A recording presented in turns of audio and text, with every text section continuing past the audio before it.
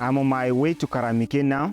This is a settlement I could not reach before now, but with the coming of this bike, I'm going there now. When children are not immunized, they face health dangers like measles, yellow fever, hepatitis, and others. Tun da na haife ta, ban tafi asibiti ba, rashin asibiti ne ya yi nisa. The road is very rough, full of rivers and ups and downs. Sometimes I have to trek if there's no bike. Before, we used to have problems reaching the stimulated target.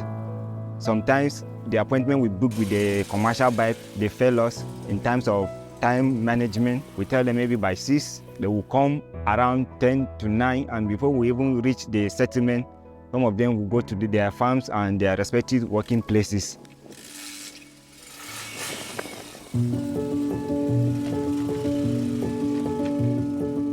Da likitoci suna zuwa da kafa su yi mana rigakafi, amma yanzu an ba su mashina suna zuwa kowane lokaci su yi mana rigakafi.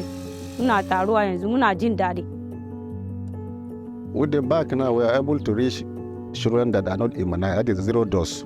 We can reach them at least and immunize them. That's one of the improvements. We teach them, we give them health talk so that they will know the importance of immunization.